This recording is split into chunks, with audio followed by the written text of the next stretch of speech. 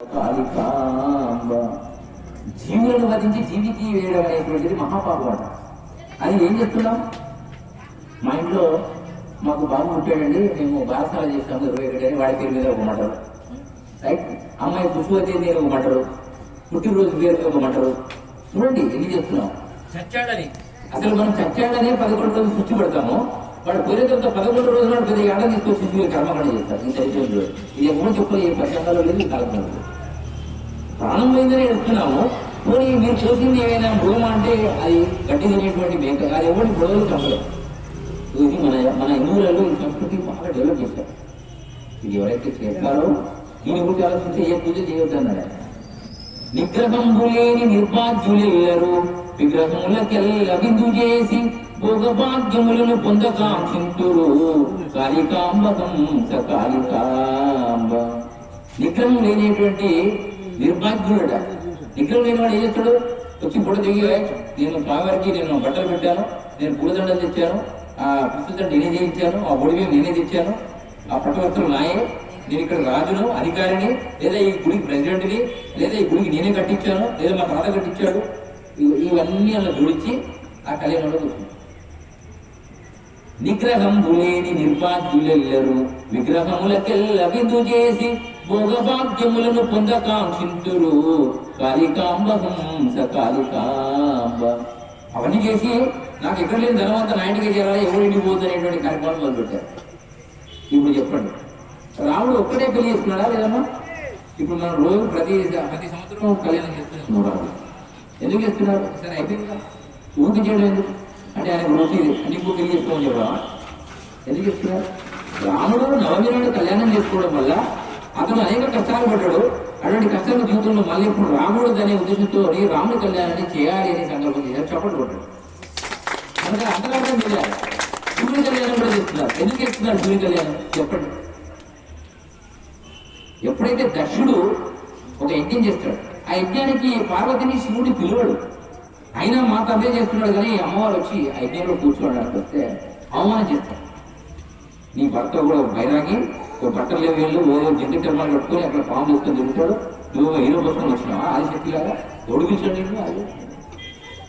అయ్యో శంకరుడు చెప్తాడు, ఆ పిల్లల పేరు ఉండని పోతే నీకు ఇబ్బంది అయితే వా నాన్న అట్లా పోతాడు, తల్లి పేరు మరి.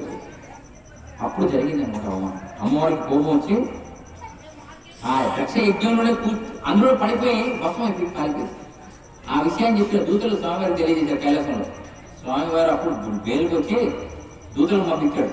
ఎవడు పంపించినా దక్ష యజ్ఞాన్ని ధ్వంసం చేశాడు మొత్తం. కానీ ఆ శివుని తాండవం ముందు ఎవడు ఆగలేదు. చెప్పాడు, ఇక్కడ ఎవడు మిగలడానికి లేదు, దక్షుడు కాదు కదా, వాడి చుట్టుపక్కల ఏ సైనికులు మిగలడానికి లేదు, కథం చేసేయమని చెప్పాడు. అప్పుడు వీరభద్రుడిని సృష్టించాడు. ఇది ఎవరితోడు కాదు, వీరభద్ర అవతారం కావాలి. అప్పుడు వచ్చి ఆ అవతారంతో మొత్తం దర్శనం చేస్తే అప్పుడు అమ్మవారు బస్మకి కాళ్ళు ఆమె ఆపేసి చెప్పాడు. అప్పుడు మళ్ళీ మరి శంకరుడికి తోడు లేదు, ఎవరు తోడు రావాలి, ఆయన ఎప్పుడు ధ్యానంలో కూర్చుంటారు. మళ్ళీ హిమవంతుడి పుత్రికగా అమ్మవారిని జన్మ తీసుకొని మళ్ళీ ఇది శంకరుడికి తెలియదు కదా, ఆయన ఎప్పుడు ధ్యానంలో కూర్చున్నాడు. మళ్ళీ ఆ పర్వతం ఏదనుకునేటువంటి గ్రామంలో ఉన్నాడు. మళ్ళీ ఎప్పుడైతే దేవేంద్రుడు వసంతుడి పాత్రలో ముందుకొచ్చి పూలబాణం వేసి ఆయన లేపుతాడు, ధ్యానంలోకి లేపితే ఆయన కోపం వచ్చి ఎవడో ధ్యానంలో లేపితే ఎంత కోపం వస్తుంది, శాపం పెట్టాడు. ఆ శాపం పెట్టే టైంలో వసంతుడు పక్క జరిగిపోతాడు, మన్మధుడు వచ్చి ముందర నిలబడతాడు పూలబాణం వేస్తే. మన్మధుడు అంటే ఎవరంటే మన లోపల ఉంటాడు, మన్మధ రతి మన్మధులు ఉంటారు, కామ క్రోధ. ఇప్పుడు పుత్ర సంతానం ఈ సంతానం అంతా కూడా ఆ మైండ్ సెట్ ఉంటేనే. ఒకవేళ రతి మన్మధుల యొక్క లక్షణాలు వీళ్ళు లేవనుకోండి, వాళ్ళు ఏమంటాం మనం తెలుసా మీకు? నపుంసకులు అంటారు. ఇప్పుడు అమ్మాయి లాగా లేదనుకోండి ఏమంటామా? అయ్యో ఈ అమ్మాయి ఇట్లా అయిందండి, సుపోతి కాలేదని చెప్పి మనం ప్రచారంలో మొదలు పెడతాం. ఈ అమ్మాయి జీవితం నాశనం అయిపోయిందంటే ఒకటి తెలిసిందంటే మొత్తం ఖాళీ అంటే ఊరంతా తెలిసిపోతుంది, ఎవరు పిల్లనేయడు ఆమె చేసుకోడు. అంటే ఆమె కావాల్సిందే, మగపిల్లడు అంటే మగ రూపంలో ఉండాల్సిందే, వీళ్ళిద్దరు కలవాల్సిందే, సృష్టి నడవాల్సిందే. అప్పుడు మన్మధుడు భస్మైపోతాడు. అప్పుడు రతి ఏడుస్తుంది. రతి మన్మధుడు ఇద్దరు కూడా సృష్టి లేదండి, మీరు మన్మధుడిని భస్మం చేశారు, స్వామివారు కోపం వచ్చింది మీకు, నేను చేసింది మీ గురించేనండి అని బాగా ఏడుస్తారు. కానీ మరి శాపం పెట్టారు బాగుంది, మళ్ళీ వాళ్ళని లేపాలి కదా, మీతోనే అవుతుంది అని చెప్పి అప్పుడు ఏడుకుంటే పోనీ ఇప్పటిగా మీరు చేస్తారు కదమ్మా, మనకి మన చైనా రంగంలో జరుగుతుంది, ఇప్పుడు అదే చేస్తున్నారు కదా దరిద్రం అంతా. అది విభూది. యాక్చువల్లీ కాముడు కాలి శ్రపం ద్వారా భస్మమైన విభూతి మళ్ళీ ఎవరికైనా చదువుకుంటారో ఆ రోజు వారికి ఉత్సాహం కలుగుతుంది. హలో భర్త భార్య మీద, పిల్లల మీద, తాతల మీద, అంటే అదొక క్రీడ అన్నమాట. అటువంటి క్రీడను ఉద్దేశించి హోలీ పండుగ పటాకులు ట్రైన్లోనే ఈ పూజ చేస్తున్నాం కదా. ఇది మన పండుగలో విధానాలను చెప్తున్నాం. అది కూడా చైనా పండుగలను మీరు వాడకండి, దయచేసి అర్థం చేసుకొని ఆ రోజు గోగు నీళ్ళు లేకపోతే విభూతి నీళ్ళు లేకపోతే పసుపు నీళ్ళు చల్లండి. ఏం పసుపు అయితే ఎంత అర్థమైతే పసుపు పెట్టుకుంటాం కాళ్ళకి పసుపు నీళ్ళు చల్లండి. పసుపు రేట్ ఎక్కువ అని చెప్పేసి ఆ పనికి అది హోలీ పండుగ నాడు ప్రతి మన్మధుడు యొక్క అది ఆ రోజు ఆ విభూతి నుంచి అది ఎవరు కలుగుకుంటాడో ఆ రోజు ప్రతి మన్మధుడు మళ్ళీ జన్మ తీసుకుంటాడు. ఆ రోజు నుంచి ఆ పండుగ నుంచి మళ్ళీ అందరూ చాలా సంతోషంగా ఉంటారు. ఇది హోలీ పండుగ యొక్క ఉగాది నట్ట ఎండాకాలంలో కొత్తగా చిగురేస్తుంది. ఆ వచ్చినటువంటి లతల నుంచి మామిడి పుష్పాన్ని, తర్వాత వేప పుష్పాన్ని, తర్వాత మిర్చిని, తర్వాత చింతకాయని ఇవన్నీ చేసి చెడుల ద్వారా రోగాలు నయం అవడానికి ఉగాది పండుగ వచ్చింది. మనం ఇప్పుడు ఏం చేస్తున్నాం? సరిగా జ్యూస్ తాగుతున్నాం, జ్యూసులు తాగుతారు. వాళ్ళు వచ్చేటప్పుడు ఏదో చేసుకుని తాగుతారు. అంతే అంతే ఫ్యాషన్ అన్నమాట. అమెరికా వాడికి అవసరం, అక్కడ వాళ్ళకి ఇవన్నీ వేప చెట్టు దొరుకు, అమెరికాలో వేప చెట్టు లేవు, వాడికి అవసరం ఏదో ఉందో దొరుకుతుంది. మనకి మనం చాలా తాగాలి. ఆ చేదు తాగడం వల్ల ఆ లోపల నులిపులు చనిపోయి కొత్తగా ఫ్రెష్ అయిపోతుంది. వాడు ఉగాది చేసుకోవాలి. తర్వాత వచ్చేది నవమి శ్రీరామనవమి కళ్యాణం చేసుకుని మనం శ్రీరాముని యొక్క ఆజ్ఞ ప్రకారం ఆయన జరిగినట్టు ఎవరికి ప్రాబ్లం ఉండదని ఎవరు కూడా ఉగాది తర్వాత వచ్చేటువంటి శ్రీరామనవమి కళ్యాణం వరకు ఎవరికి కూడా కళ్యాణాలు ఉండవు. అసలు పంచాంగాలు లేవు. కానీ కళ్యాణం తర్వాతనే, నవమి తర్వాతనే కళ్యాణం చూసుకో. శివరాత్రి అంటే ఇప్పుడు భక్త కన్నప్ప సినిమాకి అంకితం అయిపోయారు. సినిమాలో మొత్తం టీవీ పెట్టుకొని కూర్చోవడం. శివరాత్రి నాడు ఒక్క పొద్దు ఉండాలి. శివరాత్రి చూపిస్తాం ఏమనుకోను, ఒక్క పొద్దుతారా? వెళ్దాం. ఒక్క పొద్దు అంటే శివరాత్రి నాడే ఒక 2 కిలోలు ఎక్కువ తింటారు. నేను చెప్తాను.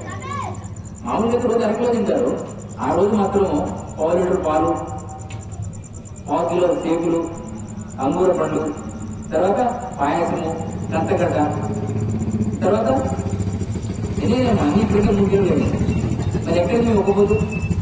అందుకే వీరబ్రహ్మేంద్ర స్వామి ఒక్క పొద్దులని ఎండుతుంటే ఉనలకు జరిగే ఒరే ఏకమైన వైభవమూర్తిని చూస్తుంటాడు. నువ్వు బాగా తినైనా సరే అవి భజన చేయి, అదే కార్యక్రమంలో ఉండు, అదే నిమగ్నంలో ఉండు తప్ప ఇది మాడిస్తే నీకు కొత్త రోగాలు వస్తాయన్నారు.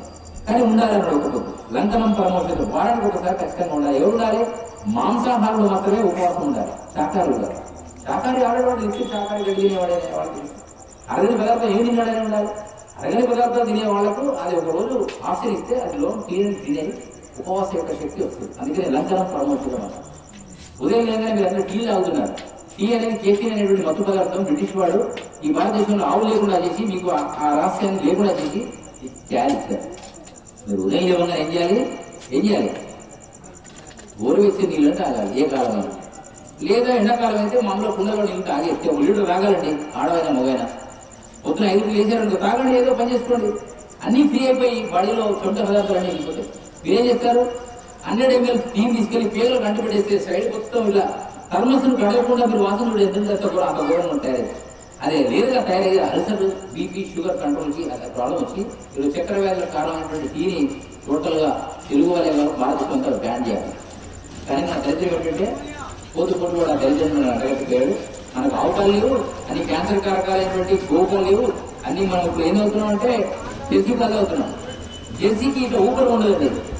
గంగిపోవు పాలు గరిటెడైనను చాలు, కడిగడైననేమి కరము పాలు. గంగిపోవు పాలు ఒక గరిట ఉంటే చాలంట. కానీ కుండెడు ఎందుకు పాడైనాయి? గాడిద పాలు అన్నాడు. ఏమన్నా మీరు గాడిద పాలు లేవు, గోపాలు కూడా లేవు. మీరు తాగుతున్నది ఆనాటి కాలంలో కంసుడు గోకులంలో ఉన్నటువంటి అందరి చిన్నపిల్లలకి పాలిచ్చి అలా శ్రీకృష్ణుడు వాళ్ళని చంపేసి రమ్మని చెప్పి పంపించాడు. దాన్ని పూతనాగ రాక్షసుడు అంటారు. అటువంటి రాక్షస రూపంలో ఇప్పుడు దోడి బర్రె వచ్చింది, గేదె వచ్చింది. అదే రూపంలో ఇప్పుడు జెర్సీ ఆవు వచ్చింది. మీరు తాగేది ఏమి అవి మీరు ఆలోచన చేసుకోండి. నేను ఏమంటున్నానంటే ఆవు లేకుండా చేస్తుంది మనమే, ఇప్పుడు ఆవు అయిపోతుంది కూడా మనమే. అది ఆవును రక్షిస్తే మనం కనపడించి దండం పెడతాం. దండం పెడితే రాదండి. ఆవు రక్షించబడాలంటే కోరిక అందరిలో రావాలి. దాని గో ప్రొడక్ట్లో ఇప్పుడు అగరబత్తులు అన్ని అమ్ముడుతున్నారు. కొనండి. ఈ పనికి మనం అన్ని పక్క పెట్టేసేయండి. ఆవు ప్రొడక్ట్స్ ఏమున్నవి?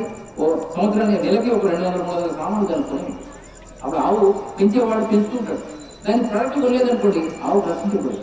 ఇక దేశం రామాయ భారత రామాయణ కథలు భారతీయులకు భారమాయే, గనులపాలికి విశాపనార్థములాయే, కాళికాంబరం కాళికాంబ.